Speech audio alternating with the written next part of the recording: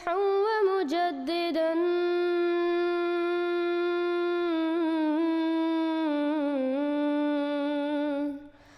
فارنوا بنظر طاهر وجنان.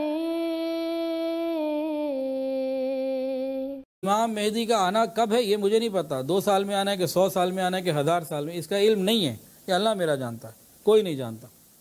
لیکن حالات ایسے آ چکے ہیں کہ امام مہدی آگے کہہ بھی دیں گے نا تو میں مہدی ہوں، بہت سارے مسلمان انکار کر دیں گے کہ آپ مہدی نہیں ہیں، بہت سارے مسلمان انکار کر دیں گے کہ آپ مہدی نہیں ہیں. Hazrat Ibn Arabi stated that the worst enemies and opponents of the Imam Mahdi would be the religious scholars. Hazrat Mujaddid al-Thani also mentioned this by way of prophecy that the latter-day Messiah would be rejected and people would think that he is going against the Quran and a Hadith.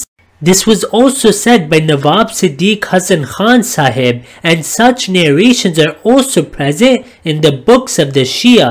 مہدی کو بھی نا لوگ شروع میں جعلی سمجھیں گے، ان کو قتل کرنے کے لیے بھی لوگ جائیں گے، ان کو قتل کرنے کے لیے بھی لوگ جائیں گے، ان کو قتل کرنے کے لیے بھی لوگ جائیں گے. لیکن حق آ جانے کے بعد بھی ان لوگوں نے دین قبول کرنے سے انکار کیا، اور اس کی ریزن جو ہے وہ اللہ تعالیٰ نے سورہ ال عمران میں بتائی ہے.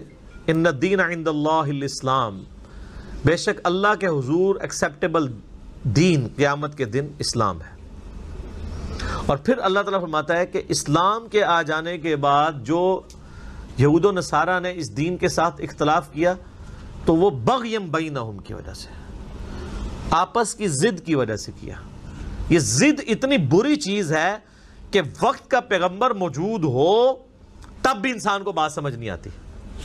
مجھے یہ بتائیں کہ یہ وقت کے جو پیغمبر ہوا کرتے تھے ان کے مخالفین کون لوگ ہوا کرتے تھے؟ یا اس ایریے کے بڑے بڑے سردار ہوا کرتے تھے یا علماء؟ کبھی عوام الناس نہیں کھڑی ہوئی. بخاری مسلم میں آتا ہے نا وہ جو ابو سفیان کی اور کیسر روم کی گفتگو ہے، تو وہ اس سے سوال پوچھتا ہے بتائیں ایمان کون لا رہا ہے؟ ان کا غریب غریب لوگ ہی لے کے آتے، تقریباً نہیں لے آنا ہے نا، کیونکہ غریب تو پہلے ہی پیسرے ہوتے ہیں. ان کو تو امید کی کرن نظر آتا ہے پیغمبر کہ چلو یہ ہمیں کوئی انصاف دلوائے گا. امیر لوگ سٹیک پہ لگے ہوتے ہیں، ان کی چودراہٹیں ختم ہو رہی ہوتی ہیں، سرداروں کی سرداریاں ختم ہو رہی ہوتی ہیں. وہ تو پیغمبروں کے پھر مخالفین بنتے ہیں نا، اور علماء بھی.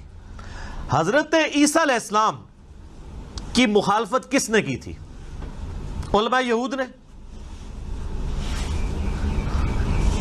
یہ یروشلم کے اندر جب عیسیٰ علیہ السلام بیت المقدس میں جا کے دعوت توحید بلند کیا کرتے تھے تو ان کی مخالفت پہ کون کھڑا ہوتا تھا؟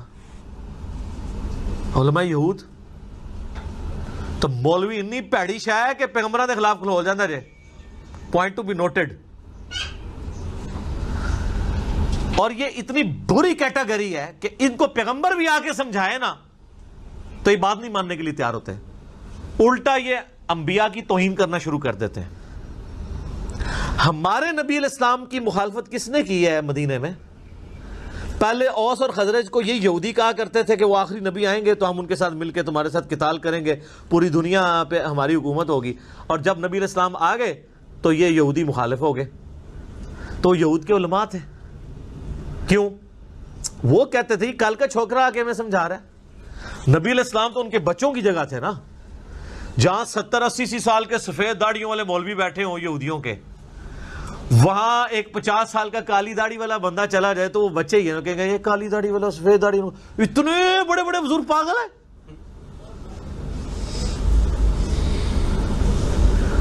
تو پیغمبر کی مخالفت پہ بھی مولوی کھڑا ہو جاتا ہے. آج بھی جو دعوت پیغمبر کے پیٹرن پہ کھڑی ہوگی سب سے پہلے مولوی مخالفت کرے گا. اشہدو اللہ الہ الا اللہ وحدہ لا شریک لہ واشہد ان محمدا عبدہ ورسولہ. اشہد اللہ الہ الا اللہ وحدہ لا شریک لہ واشہد ان محمدا عبدہ ورسولہ. دنیا کے کسی مذہب کا ماننے والا مولوی، چاہے ہندوؤں کا ہو پنڈت، چاہے وہ جیوز اور کرسچنز کے پادری ہو، چاہے سکھوں کے گرو ہوں، کبھی یہ نہیں کہیں گے کہ ہماری کتابیں ڈائریکٹ نہ پڑھنا گمراہ ہو جاؤ گے. صرف یہ مسلمانوں کا مولوی ہے جو کہتا ہے قرآن بخاری مسلم ڈائریکٹ نہ پڑھنا گمراہ ہو جاؤ گے. کیوں؟ اس کو پتا ہے جو صدیوں سے ہم نے کہانیاں کرائی ہیں نا، قرآن میں وہ کہانیاں نہیں لکھی ہوئی. If you have not yet subscribed, make sure to subscribe and click on the bell icon so you can get notifications for every new video. Also make sure to like and comment on the video and follow on Twitter and Instagram. صلی علی نبینا صلی علی محمد صلی علی سفینا صلی علی محمد.